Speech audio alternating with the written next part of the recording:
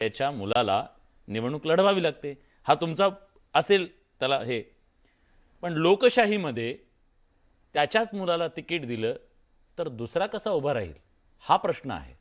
म्हणून हेरंब सर, मला तुम्हाला विचारायचं आहे, सातत्यानं घराणेशाहीच्या बद्दल बोलताना जे लॉजिक दिलं जातं ना, मग डॉक्टरांच्या मुलाला डॉक्टर व्हायला तुमचा विरोध आहे का? सांगा, याला काय उत्तर द्यायला हवं आणि का मग आपण लोकशाहीमध्ये या घराणेशाहीला विरोध करायला हवा? तू अगदी बरोबर बोललास की डॉक्टरचा मुलगा डॉक्टर होतो, परंतु तो 18 वर्षाचा झाल्यानंतर किंवा 21 वर्षाचा झाल्यानंतर डायरेक्ट गळ्यामध्ये स्टेथोस्कोप अडकून पेशंट तपासायला सुरुवात करत नाही. किंवा वकिलाचा मुलगा 25 वर्ष झाल्यानंतर डायरेक्ट न्यायालयात जाऊन युक्तिवाद करत नाही. त्यासाठी तो पहिल्यांदा उमेदवारी करतो. या घराणेशाहीच्या सुभेदारांना मला फक्त इतकंच सांगायचंय की तुमच्या मुलांनी उमेदवारी करावी ना. या महाराष्ट्रामध्ये विलासराव देशमुख सरपंचापासून मुख्यमंत्र्यापर्यंत गेलेले आहेत. तुमच्या मुलानं पहिल्यांदा उमेदवारी केली पाहिजे, काही दिवस त्या पक्षामध्ये काम केलं पाहिजे. परंतु इथं डायरेक्ट तुम्ही येणार म्हणजे उद्धव ठाकरे मुख्यमंत्री आणि मुलगा डायरेक्ट कॅबिनेट मंत्री, हे कसं चालेल? आणि म्हणून या सगळ्या गोष्टींना विरोध करताना हे इतकं वाढत चाललंय. म्हणजे तुम्ही जो सुरुवातीला उल्लेख केला की कुठलीच निवडणूक सुटायला तयार नाही. लोकसभा निवडणूक झाली मागच्या मे महिन्यामध्ये, 30 का 20 उमेदवार त्या याच्यामध्ये होते. मी तो डेटा तयार केला. विधानसभेची निवडणूक पाहिली, 288 मतदारसंघामध्ये 238 उमेदवार घराणेशाहीचे आणि 61 उमेदवार असे होते, 61 मतदारसंघ असे होते की जिथं 2 पेक्षा जास्त उमेदवार हे घराणेशाहीचे होते. वाशिम मधल्या एका मतदारसंघात तर 4 उमेदवार घराणेशाहीचे होते. तिसरं झालं, नगरपालिकेची निवडणूक आली. आम्हाला असं वाटलं की कार्यकर्त्यांना संधी मिळेल.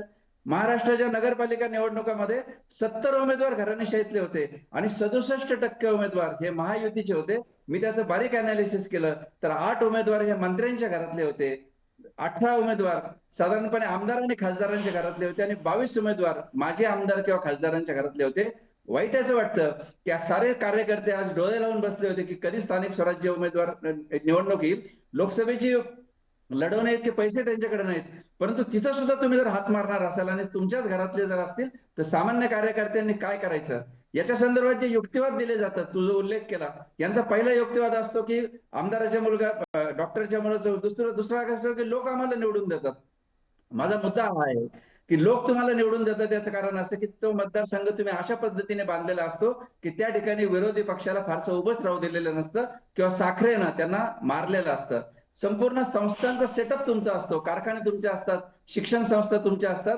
तुम्ही नोकरदारांना, कर्मचाऱ्यांना कार्यकर्ते करून टाकलेलं असतं. त्यामुळे समोरून कोणी उभं राहायला तुमच्या तयार होत नाही. आणि तिसरा जो त्यांचा नेहमीचा मुद्दा असतो की भारतीय समाजालाच ही सवय लागलेली आहे. आता डॉक्टरांनी उल्लेख केला. मला प्रश्न असा पडतो की मग लोकशाहीकडे आलोच कशाला आपण? सरदार पटेलांनी 700 संस्थानं खालसा कशाला केली? आणि सरदार पटेलांनी खालसा केलेली संस्थानं जर तुम्ही पुन्हा नव्याने उभी करणार असाल, त्याच्यामध्ये लोकशाहीचं मरण आहे 2 अर्थाने, की राजकीय पक्षच उभे राहत नाहीत. एखादा नेता गेल्यानंतर तो पक्ष कोलमडतो. काँग्रेसची आज जी महाराष्ट्रामध्ये केविलवाणी अवस्था झाली याचं कारण घराण्यांच्या आधारे तुम्ही पक्ष बांधला आणि ती घराणे तिकडे गेल्यानंतर, अशोक चव्हाण तिकडे गेल्यानंतर नांदेड जिल्हा सगळा भाजपचा होऊन जातो. आणि म्हणून सर्वसामान्य कार्यकर्त्यांच्या आधारे तुम्ही पक्ष न बांधल्यामुळं एक तात्पुरती सूज फक्त येते आणि सूज आल्यानंतर तुमची हे होते. आणि शेवटचा मुद्दा हा की विकेंद्रित जो लोकशाहीचा जो मुद्दा आहे तो याच्यामध्ये सफर होतो. माझ्यासारखा सामाजिक कार्यकर्ता का अभ्यास करतो घराणेशाहीचा? तर आम्हाला असं वाटतं की कुठतरी गोरगरिबांच्या कुटुंबातली मुलं आज राजकारणामध्ये स्थिरावतील. पण जर तुमच्याच मुलांमध्ये क्वालिटी असेल तर मग डॉक्टर बाबासाहेब आंबेडकरांसारखा झाला ना मुद्दा.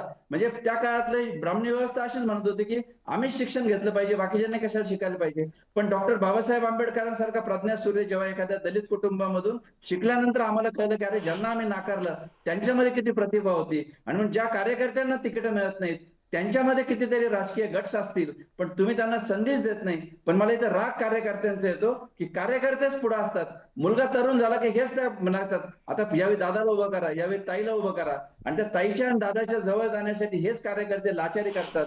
आणि म्हणून कार्यकर्ते बंड करत नाहीत, कार्यकर्ते लाचार आहेत. आणि म्हणून या लोकशाहीमध्ये घराणेशाही टिकून राहिलेली असं मला वाटतं. आणि म्हणून मगाशी त्या अतिशय अतिशय परखड असं विश्लेषण तुम्ही केले सर.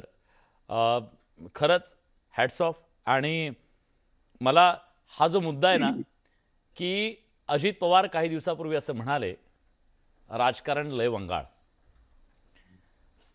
गरिबा म्हणजे सामान्यांच्या तुमच्या लेकरा बाळांनी नोकरी धंद्याचं त्यांना बघायला लावा, राजकारणात येऊ देऊ नका, अशा प्रकारचं त्यांनी वक्तव्य केलं जेव्हा की त्यांची दोन्ही मुलं त्यांनी राजकारणात आणलेली आहेत. आता हे काय आहे त्याचं विश्लेषण तुम्ही करा, मी नाही करणार. व्यंकटेश केसरी सर, असं आहे की भारतीय जनता पक्ष, माझा प्रश्न असा आहे, भारतीय जनता पक्ष वरच्या जी वरची लिडरशिप आहे त्यांची, त्या लिडरशिपमध्ये एक नवीन अध्यक्ष आणतात, सामान्य कुटुंबातला म्हणून आणतात ते आणि अध्यक्ष करतात. नरेंद्र मोदी यांच्यानंतर कोण याचा त्यांच्या घरातला कोणी दिसत नाही, अमित शहांच्या नंतर नाही आणि देवेंद्र फडणवीस यांच्याबद्दल नाही. भारतीय जनता पक्षाला प्रश्न विचारल्यानंतर हे सांगितलं जातं. पण हाच भारतीय जनता पक्ष जेव्हा खाली आपल्याला निवडणुका लढवताना दिसतो तेव्हा त्यांना वरपुडकर लागतात आणि मग कितीतरी नावं घेईन, आपण काही सगळ्यांची नावं घेण्यात हे नाही, राजकीय पक्ष घराणेशाहीच्या पुढे गुडघे टेकतायत की घराणेशाहीनं त्यांचा ताबा घेतलाय? खरं काय? असं आहे की एक एक सूत्र राजकीय पक्षात आहे हम्म. की पक्षापेक्षा घराणे मोठे हां, आणि घराण्यामध्ये इलेक्टिव्ह मेरिट हे गोंडस नाव असतं, निवडून येण्याची क्षमता असते या पद्धतीनं, आणि म्हणतात की लोक देतात म्हणून. शेवटी ब्लेम, दोष हा लोकांना दिला जातो. हो वास्तविक पाहता ही लागण सर्व राजकीय पक्षात आहे. हो जसं आपण भारतीय जनता पक्षात म्हणाला, पण त्यांच्या खासदारांची तुम्ही यादी पहा, त्यांच्या आमदारांची यादी पहा, तुम्हाला हे कोंब दिसेल की घराणेशाहीचं कोंब दिसेल. प्रश्न असा आहे की लोकांनी ऍक्सेप्ट केलं, मान्य केलं, याचा अर्थ काय? याचा अर्थ असा होतो की आपण लोकांना उल्लू बनवलेलं आहे, त्यांच्यासमोर पर्याय दिलेले नाहीये.